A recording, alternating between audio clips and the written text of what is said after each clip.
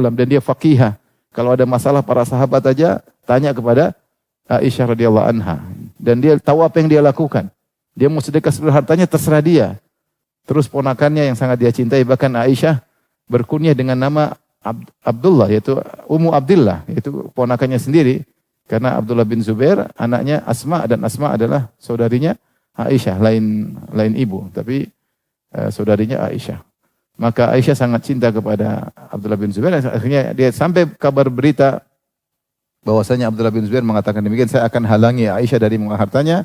Maka Aisyah pun bernadar, aku bernadar karena Allah, saya tidak akan bicara dengan dia selama-lamanya. Karena Aisyah menganggap ini adalah bentuk durhaka kepada bibinya, ya, bahkan kepada ibunya, karena dia adalah ibunda kaum mukminin. Akhirnya Abdullah bin Zubair minta syafaat dari kaum muhajirin, dari kaum ansar, suruh bilang Aisyah supaya nyambung lagi dengan dia. Aisyah enggak mau. Kata Aisyah, saya tidak akan kasih syafaat siapapun. Tidak ada, saya tidak terima syafaat siapapun. Sampai akhirnya Abdullah bin Zubair minta tolong kepada dua orang dari Bani Zuhrah, satunya namanya Miswar, satunya saya lupa siapa, agar bisa bertemu dengan Aisyah. Akhirnya mereka bikin trik, bikin hilah.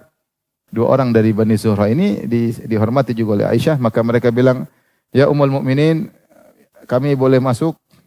Boleh. Kulluna, kami semua boleh masuk ketemu engkau? Boleh, silakan kalian seluruhnya. Padahal mereka bertiga, satunya Abdullah bin Zubair. Ya, Aisyah kira dua orang. Kami semua boleh masuk? Boleh. Udkhulu kullukum, kalian semua masuk. Begitu masuk, ke rumah Aisyah ada hijab. Aisyah di balik hijab. Maka Abdullah bin Zubair langsung nyelonong masuk di bawah hijab karena Aisyah adalah bibinya. Kemudian dipeluk ke Aisyah. Maka ingin bicara, maka Aisyah tidak mau, tidak bisa. Aisyah bilang, nazar. Alallahi syadid, nazar. Berat, saya tidak bisa langgar. Dinasihati oleh dua orang tersebut. Wahai Aisyah, engkau tahu bahwasanya seorang tidak boleh memboikot saudaranya lebih dari 3 hari. Engkau tahu itu. Saya tahu, tapi ini nazar saya berat. Dirayu sampai Aisyah menangis. Akhirnya dia pun membatalkan nazarnya. Intinya dia membatalkan nazarnya.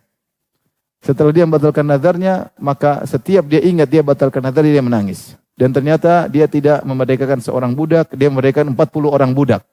Gara-gara satu nazar yang dia langgar. Padahal dia langgar pun untuk menyambung silaturahim. Maksud saya para salaf dahulu, mereka menganggap nazar itu perkara yang besar. Jadi kita nazar lupa. Kemarin nazar apa? Lupa ya. Nazar lupa, nggak dicatat. Utang aja nggak dicatat. Maksudnya hal yang kita sepelekan. Sebagian kita sepelekan. Para salaf dahulu tidak. Ketika mereka bernazar kepada Allah, mereka serius. Lihat sebagaimana Aisyah, ya, ketika dia melanggar nazarnya,